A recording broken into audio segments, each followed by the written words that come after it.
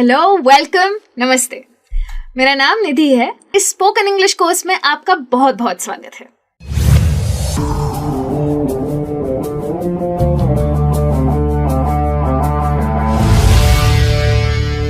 पिछली बार जब मैं आपसे मिली थी तो मैंने आपको काफी कुछ बताया था कि इस कोर्स में आप क्या क्या सीखने वाले हैं।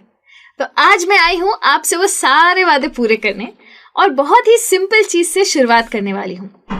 आज का जो क्लास है उसे हम कहते हैं understanding simple commands and sentences. नाम काफी बड़ा है लेकिन टेंशन मत लीजिए, चीज बहुत सिंपल है। मुझे पता है आप तो यूं सीख जाएंगे क्योंकि इसके नाम में ही सिंपल है। तो पहले बात करते हैं सेंटेंसेस की। अब ये सेंटेंसेस क्या होती है? सेंटेंसेस मतलब वाक्य। लेकिन ये वाक्य क्या होता है? किसी भी भाषा में जब हम अपने विचार को, अपने थॉट्स को दूसरों तक पहुंचाना चाहते हैं तो हम यूज करते हैं लैंग्वेज का, यानी कि भाषा का। लेकिन हम उनके ऊपर शब्द इस तरह फेंकते थोड़ी है। हम तो शब्दों को साथ में जोड़ के कुछ सेंस बने ऐसी बात करते हैं। तो वो सेंस बनाने के लिए जो हम यूज करते हैं उसको बोलते हैं सेंटेंस। अब सेंटेंस के भी बहुत सारे अलग अलग टाइप्स होते हैं, काफी प्रकार होते हैं। लेकिन जैसे कि ये सेंटेंस यहां ले लीजिए, poor John lost his watch. अब यहां पे ध्यान से देखिएगा, पुअर का मतलब यहाँ पे गरीब नहीं है, पुअर का मतलब है बेचारा। बेचारे जॉन की घड़ी खो गई। तो जब मैं आपको ये इंफॉर्मेशन दे रही हूं तभी भी मैं सेंटेंस यूज कर रही हूं। हो सकता है मैं आपसे कोई सवाल पूछना चाहूं तो भी मैं सेंटेंस यूज करूंगी। हो सकता है मैं आपको कोई कमांड देना चाहूं, कोई ऑर्डर देना चाहूं, तभी भी मैं ये सेंटेंसेस यूज कर सकती हूँ। या फिर मैं कोई इमोशन एक्सप्रेस करना चाहूं तभी भी मैं जो यूज करती हूँ उसे सेंटेंस ही कहते हैं। तो इन टाइप्स के बारे में तो मैं आपसे जरूर बात करूंगी, लेकिन सबसे पहले मैं आपको बताना चाहती हूँ कि ये सेंटेंस जो होती है, ये जो वाक्य होता है, इसके भी पार्ट्स होते हैं। वैसे तो कई सारे पार्ट्स होते हैं लेकिन आज सिर्फ 2 पार्ट्स के बारे में बात करूंगी। एक होता है सब्जेक्ट और दूसरा होता है प्रेडिकेट। बड़े बड़े शब्द हैं लेकिन मतलब बहुत सिंपल है। सब्जेक्ट का मतलब होता है वो चीज जिसके बारे में ये सेंटेंस है, यानी कि सेंटेंस का जो पहले का हिस्सा होता है, जिसके बारे में वो सेंटेंस होती है, उसे कहते हैं सब्जेक्ट। इस केस में यहां पे द मैनेजर कोई इंसान है, उसके बारे में ये सेंटेंस है। तो जैसे ही मैं कहती हूं द मैनेजर, आप समझ जाते हैं कि यहां इस सेंटेंस का मेन हीरो है द मैनेजर। और प्रेडिकेट वो चीज होती है जो कि हमें उस मैनेजर के बारे में बताए, यानी कि सब्जेक्ट के बारे में बताए। तो सब्जेक्ट के बारे में जब भी हमें कुछ पता चलता है तो वो सेंटेंस के आखिरी हिस्से से पता चलता है, इसीलिए उस हिस्से को हम कहते हैं प्रेडिकेट। अब जैसे कि आपके सामने यहां एक सेंटेंस है। सेंटेंस है the cat is sleeping in the room. अब आप इस सेंटेंस को देखिए। सेंटेंस किसके बारे में है? कैट के बारे में। तो कैट हो गई क्या? सब्जेक्ट। कैट कर क्या रही है? कैट कमरे में सो रही है। The cat is sleeping in the room. तो is sleeping in the room हो गया हमारा प्रेडिकेट। वैसे ही अगर आप एक दूसरी सेंटेंस देखें, ही रीड्स। ही कौन है? वैसे तो ही एक प्रोनाउन है, हो सकता है उनका नाम जॉन हो। मुझे जॉन बार बार नहीं कहना, इसलिए मैं कह रही हूं ही। इसके बारे में जरूर बात करेंगे, चिंता मत कीजिए। लेकिन अभी के लिए ही हो गया हमारा सब्जेक्ट, क्योंकि करता कौन है? ही। क्या कर रहा है? ही पढ़ रहा है। तो ये जो रीड्स है वो बन गया मेरा प्रेडिकेट। अगर आप इतना समझ चुके हैं तो आप रेडी हैं एक और कॉन्सेप्ट सीखने के लिए, और वो है पंक्चुएशन मार्क्स। अब ये पंक्चुएशन मार्क क्या होता है? किसी भी सेंटेंस के एंड में अगर मैं बताना चाहती हूं कि अब मुझे रुकना है, एक विचार हो गया, रुकूंगी, तब मैं यूज करती हूं फुल स्टॉप। फुल स्टॉप को इंग्लिश में कहते हैं पीरियड और हिंदी में कहते हैं पूर्ण विराम। तो अगर मैंने आपको कोई इंफॉर्मेशन दे दी, जैसे कि मैंने आपको कह दिया I am going to the zoo या I am going to the office, तो आप देख रहे हैं ना, जब मैं जू और ऑफिस कह रही हूं तो मैं रुक रही हूं, 2 सेकंड का पॉज ले रही हूं। इस पॉज को कहते हैं फुल स्टॉप। यहां इस वीडियो में आप देख सकते हैं कि मैंने सेंटेंस के एंड में एक डॉट लगाया है। ये डॉट को ही कहते हैं फुल स्टॉप। तो अगर मैं आपसे कहूं कि मुझे पेंसिल दो, या फिर मुझे ज़रा पेंसिल दीजिए, तो भी मैं आखिरी वर्ड के बाद जब रुक रही हूँ तो उसे कहते हैं फुल स्टॉप। फुल स्टॉप अब क्यों यूज़ करना चाहिए? बहुत इंपॉर्टेंस है इसका। जैसे कि आपके सामने ये एक पैराग्राफ है, अगर आप ध्यान से देखें तो इस पैराग्राफ में कोई फुल स्टॉप नहीं है। उसका मतलब कि इस पैराग्राफ में हमें कहीं रुकना ही नहीं है। अगर बिना रुके पढ़ना है तो मैं तो थक जाऊंगी, पर कोशिश करती हूँ। Claire skipped excitedly towards her friends. They smiled when they saw her. Happy birthday, Susan shouted. The other girls cheered and ran to Claire. They met with the hugs and produced presents. Claire was touched. मैं तो यहाँ थक गई। Full stop नहीं था, कोई pause ही नहीं मिला। यही अगर फुल स्टॉप होता तो मैं कहती Claire skipped excitedly towards her friends. They smiled when they saw her. Happy birthday, Susan shouted. The other girls cheered and ran to Claire. They met her with hugs and produced presents. Claire was touched. She hadn't even mentioned that it was her birthday this week.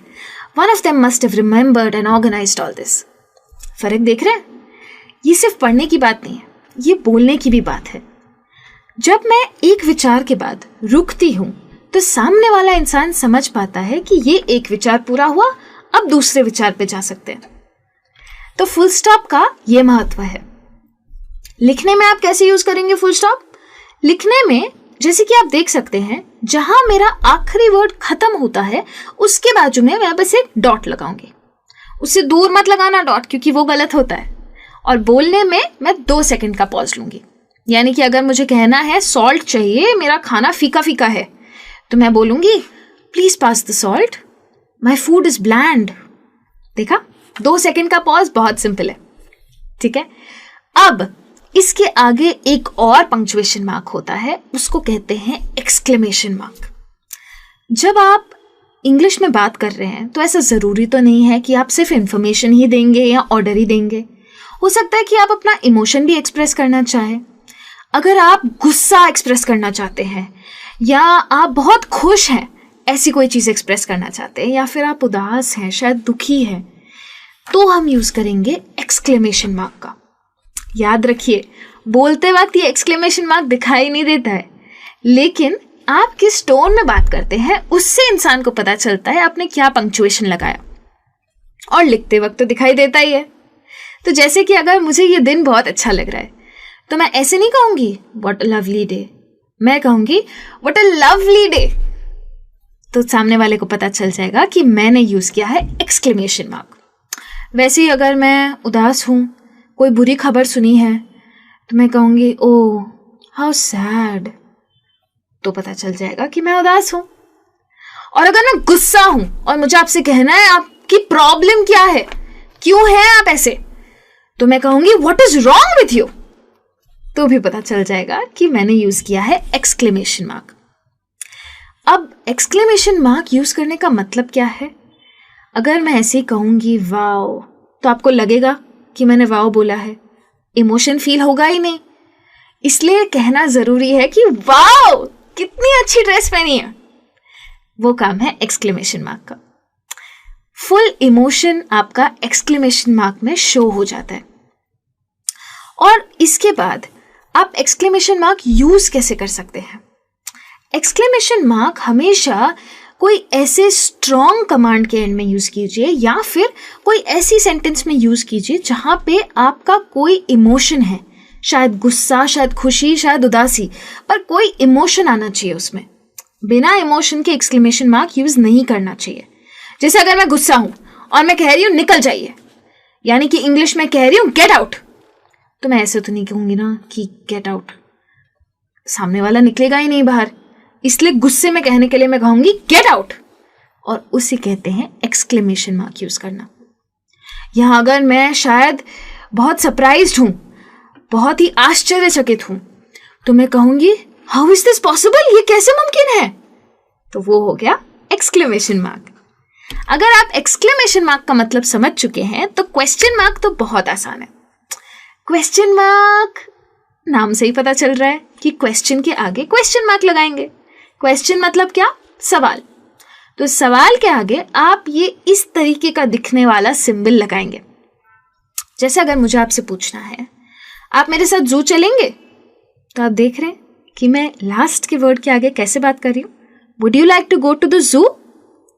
एक सवाल आ रहा है अंत में, तो उसे कहते हैं क्वेश्चन मार्क। लिखत में तो आप देख ही सकते हैं कि क्वेश्चन मार्क कैसे यूज करना है, लेकिन बात यह है कि अगर मैं क्वेश्चन मार्क नहीं डालूंगी तो किसी को पता ही नहीं चलेगा कि मैंने उनसे सवाल पूछा है। जैसे कि अगर मैं कहूंगी कहाँ जा रहे हो, तो पता ही नहीं चलेगा कि मैं सवाल पूछ रही हूँ। हाँ, मेरे शब्द तो कह रहे हैं कि कहाँ जा रहे हो, लेकिन जब तक मैं टोन नहीं डालूंगी एंड में, तब कोई जवाब कैसे देगा मुझे?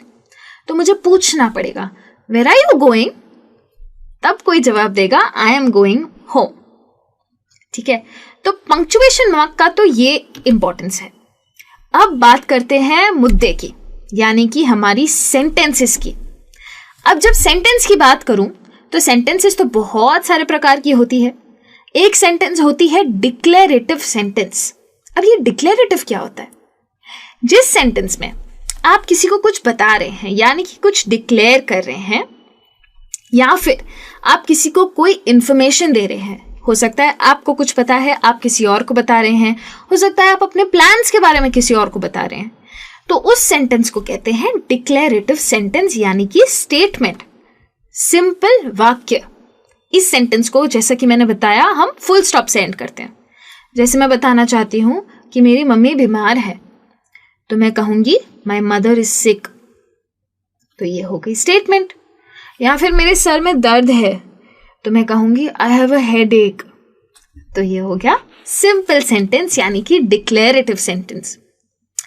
उसके बाद आते हैं इंटरोगेटिव सेंटेंस। अब ये इंटरोगेटिव सेंटेंस क्या होता है? नाम बहुत बड़े बड़े हैं अंग्रेजी में, लेकिन मतलब इनके बहुत आसान है। याद है मैंने आपसे क्वेश्चन मार्क की बात की थी? तो ये इंटरोगेटिव सेंटेंस, ये क्वेश्चन मार्क वाली सेंटेंस होती है, यानी कि सवाल पूछने को इंग्लिश में कहते हैं इंटरोगेटिव सेंटेंस। तो हो सकता है कि आप किसी से इंफॉर्मेशन मांग रहे हैं, या आप किसी से कोई रिक्वेस्ट कर रहे हैं, शायद आप चाहते हैं कि कोई और आपके लिए कुछ कर दे, तो आप उनसे पूछेंगे। जब आप पूछना चाहते हैं तब आप इंटरोगेटिव सेंटेंस यूज करते हैं। जैसे कि मैं आपसे पूछना चाहती हूँ आप ठीक तो हैं, तो मैं कहूंगी आर यू ओके। देखना, डिक्लेरेटिव सेंटेंस और इंटरोगेटिव सेंटेंस बहुत अलग अलग है। इंटरोगेटिव सेंटेंस बनाने का तरीका भी अलग है। अगर मैं आपसे पूछना चाहती हूँ आपको ये पसंद आया, तो मैं कहूंगी डिड यू लाइक इट, और मैं लगाऊंगी एंड में क्वेश्चन मार्क। इंटरोगेटिव सेंटेंसेस के बारे में और काफी बातें करने वाली हूं आपसे आगे, लेकिन अभी हमें बढ़ना है एक्सक्लेमेशन सेंटेंसेस पे। एक्सक्लेमेशन सेंटेंसेस मेरी तो फेवरेट टाइप की सेंटेंसेस है, क्योंकि इंसान का इमोशन तो इन्हीं सेंटेंसेस में दिखता है।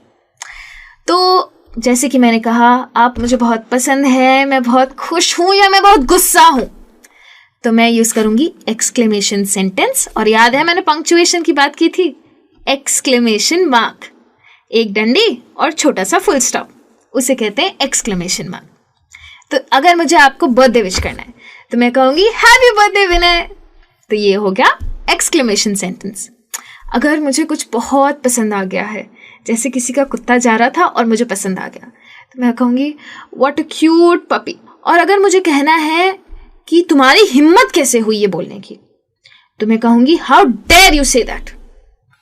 तो मैंने यूज की है एक्सक्लेमेशन सेंटेंसेस। या फिर गुस्से में कहना चाहती हूं मुझे बीच पे नहीं जाना, तुम बहुत अच्छे हो, तो मैं कहूंगी I don't want to go to the beach, you are amazing. देख रहे हैं फर्क? गुस्सा और खुशी, ये दोनों एक्सप्रेस करने का कैपेबिलिटी है एक्सक्लेमेशन सेंटेंसेस में। और अब बात करते हैं चौथी और आखिरी सेंटेंस की, जो कि है इंपेरेटिव सेंटेंसेस। इसका भी नाम बहुत बड़ा है, मतलब बहुत आसान है, इसे कहते हैं कमांड्स। अगर आप किसी को कोई इंस्ट्रक्शन दे रहे हैं या ऑर्डर दे रहे हैं या किसी से कुछ डिमांड कर रहे हैं, जैसे कि मैंने आपसे कहा था ना थोड़ी देर पहले, पास मी द सॉल्ट, तो मैं आपसे कुछ मांग रही हूं, लेकिन मैं दे रही हूं आपको इंस्ट्रक्शन, आपको मुझे सॉल्ट देना है, बस, तो उसे कहते हैं कमांड। ये जो कमांड्स होते हैं ना, ये बहुत छोटे होते हैं। 5 बजे पहुंच जाना, बी देयर एट 5, तो ये हो गया कमांड। इसमें कोई इमोशन नहीं होता है। ज़रूरी नहीं है कि आप स्ट्रिक्टली कमांड दें, कमांड देना बहुत सिंपल होता है। आप एकदम शांत स्वभाव से भी कमांड दे सकते हैं। आप बोल सकते हैं कि मेरे लिए रुकना, तो उसका मतलब ये तो नहीं कि आप गुस्सा कर रहे हैं। आप कह सकते हैं वेट फॉर मी, तो हो गया कमांड। कमांड सबसे इजी इसलिए होते हैं क्योंकि ये छोटे छोटे होते हैं और इसके आगे वही आता है जो कि स्टेटमेंट में आता है, यानी कि फुल स्टॉप। बिना इमोशन के बड़ी शांति से किसी को कुछ देना है, इंस्ट्रक्शन देना है, डिमांड रखनी है या फिर ऑर्डर देना है, तो आप यूज करेंगे कमांड्स। रास्ते पे आपने कुछ ऐसे साइंस तो देखे ही होंगे। गवर्नमेंट आपको ऑर्डर दे रही है, रुक जाओ, सिग्नल है, डेंजर है, धीरे चलाओ। रास्तों पर दिखते हैं ना ये साइंस, ये सब है कमांड्स। कभी सोचा था कि रोज आप यही सब देखते हैं लेकिन इसके नाम नहीं पता थे? इंग्लिश ऐसी तो भाषा है, सिर्फ नाम बड़े बड़े हैं लेकिन लैंग्वेज बहुत इजी है। आज हमने देखते ही देखते 4 चीज़ों के बारे में सीख लिया। सेंटेंसेस में हमने डिक्लेरेटिव सीख ली, हमने इंटेरोगेटिव सीख ली, एक्सक्लेमेटरी सीख ली और इम्पेरेटिव भी सीख ली। सिंपल भाषा में कहूँ तो साधारण वाक्य भी सीख लिया, सवाल पूछना भी सीखा, कोई इमोशन दिखाना भी सीखा और किसी को ऑर्डर देना भी सीखा। तो ये 4 टाइप्स की सेंटेंसेस थी। अगर ऐसा कुछ भी है जो आप नहीं समझे हैं या किसी चीज़ के बारे में सवाल पूछना चाहते हैं तो जल्दी जल्दी जाइए forums.learnwern.com पे। आप जानते हैं आपको क्या करना है, कोई भी सवाल पूछ सकते हैं और आप जिस भाषा में चाहें उस भाषा में आपको उस सवाल का जवाब दिया जाएगा। डिस्कशन करना चाहे तो वो भी पॉसिबल है इस फोरम पे। तो किसका वेट कर रहे हो? जल्दी जल्दी जाओ, क्वेश्चंस पोस्ट करो। और अगले टॉपिक के लिए मैं आऊँगी आपके पास कुछ ये सारी बातें करने के लिए। मैं आपसे बात करूँगी क्वेश्चंस कैसे बनाने हैं, बताया था ना, इंटरोगेटिव सेंटेंसेस के बारे में बात करेंगे। तो क्वेश्चंस और ग्रीटिंग्स के बारे में हम ज़रूर बात करेंगे अगली क्लास में। Thank you so much and bye bye.